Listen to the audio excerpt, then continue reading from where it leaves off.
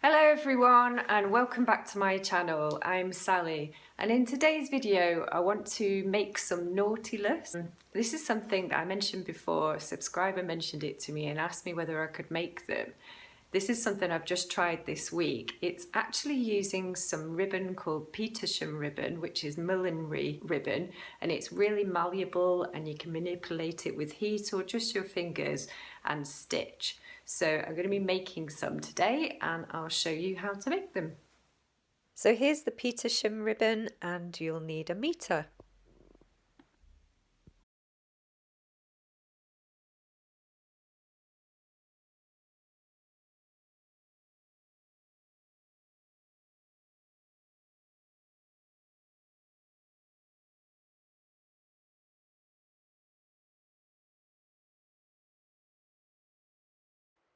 Okay, so what I'm doing here is as you can see, I'm folding over the Petersham ribbon, and every time I fold it over, I'm sort of dropping down a little bit of a space. I'm pretty much eyeballing it, as you can see. Whether that's right or wrong, I'm not too sure because I've only done it a couple of times, so we shall see. But yeah, there is another way, which I might try next time in another video, which is just pinning down the ribbon onto some foam board, and that way I can probably measure it a little bit better. But this way, as you can see, it's still working, and I'm using these little clips which are really very handy. I think I got them from Amazon at some point. It's just holding the little folds for me as I go along.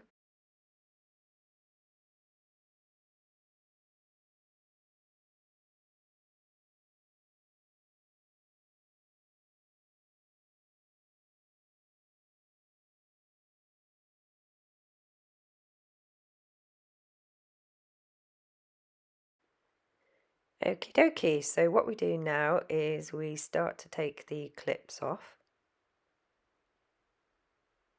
I'm going to start from the back of the Petersham ribbon. I'm using a really thin, sharp needle and some strong Gutterman thread. And I'm just doing a tiny little stitch. And it's just going to secure that little fold down. If you haven't used Petersham ribbon before, I would definitely say give it a whirl, because it's just got a lot of flexibility. It's absolutely brilliant. When you start ironing it, you can really mould shapes. So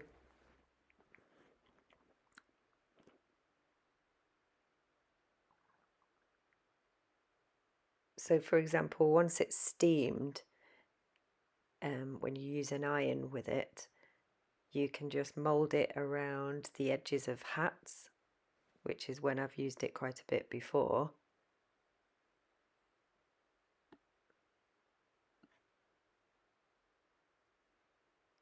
So yeah, I'm just working my way down, sewing this. Keep your stitches really tiny. I'm actually using a white thread there, but I could have used a pale pink to match the ribbon. But as long as the stitches are really teeny tiny, then the thread won't be seen.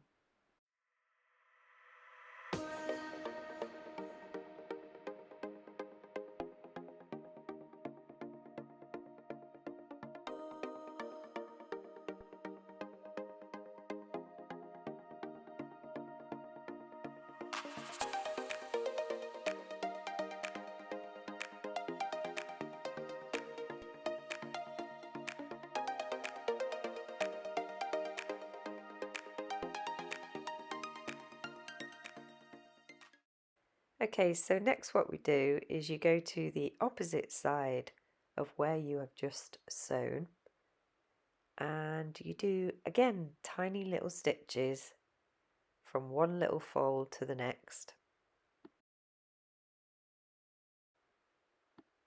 So you carry on to the opposite end of the ribbon, and I'm just showing you some Pinterest references there of other nautiluses, that's the plural, or nautili, plural as well.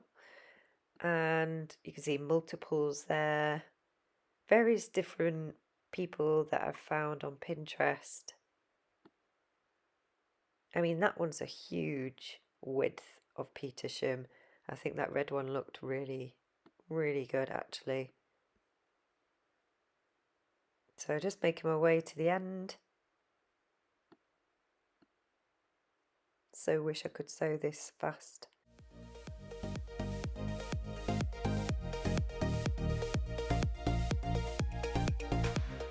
Okay, you ready for the fun bit? Here we go.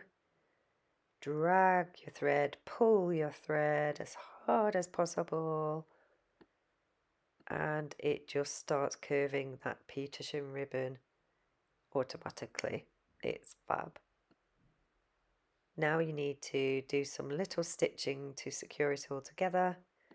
I'm just starting from the middle, overlapping the two bits of fabric there in the middle, in the center, and then I'm just going to continue sewing all the way to the edge.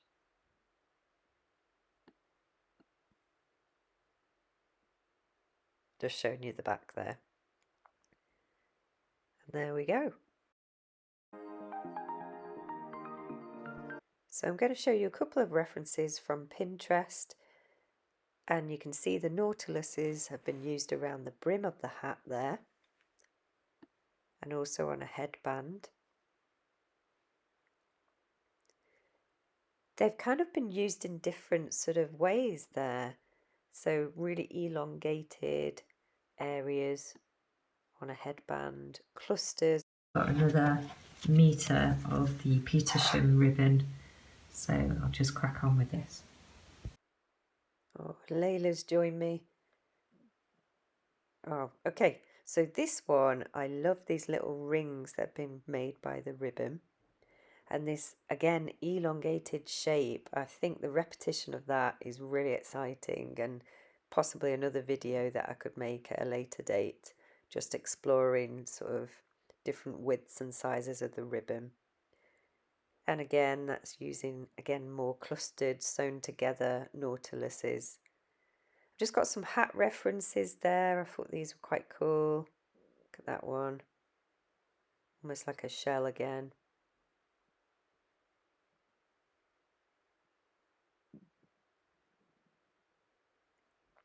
Love that one with the beads added. Very inspiring. So this is the one that I just ended up making. I think that you do need the width in the Petersham ribbon to really sort of, when you pull it, really make it sort of pop out. Here's some fashion references, not that dissimilar.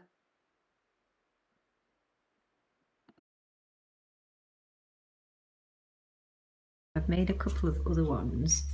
You can see that you can add sequins and beads. So I've just added some little beads around the outside of the Nautilus, and that one hasn't got any on.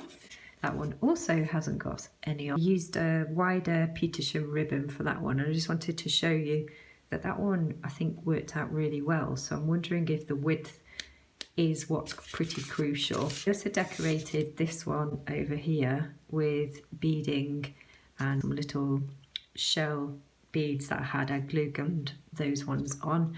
Again, that's with the smaller width of Petersham, so obviously it comes out a lot smaller.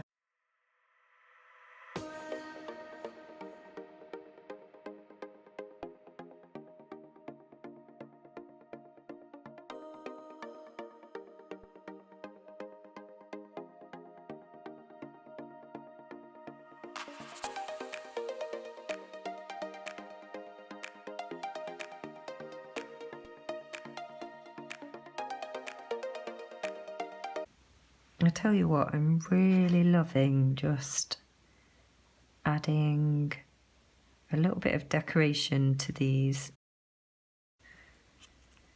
pieces. So I'm just using some tiny beads on the edge and just adding those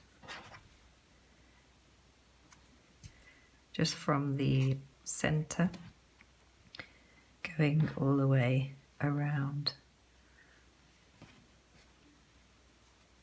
the piece.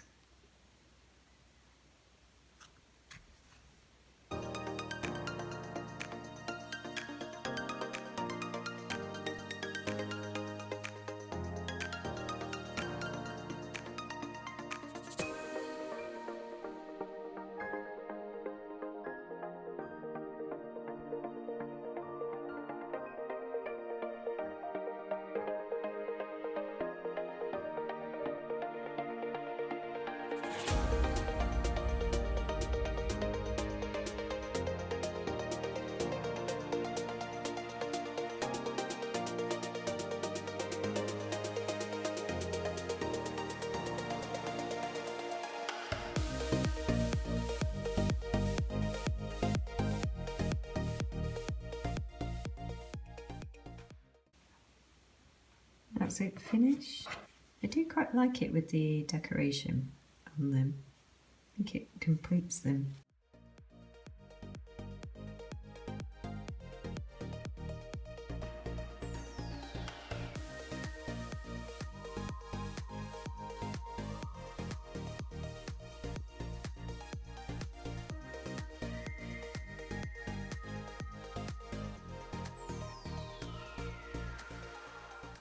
So I hope you enjoyed this video today, and if you did, don't forget to give me a like and hit the subscribe button if you're not already a subscriber and you're brand new here today.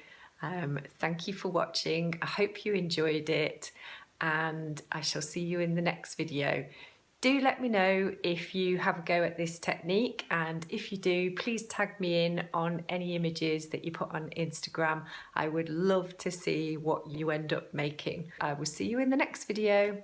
Bye!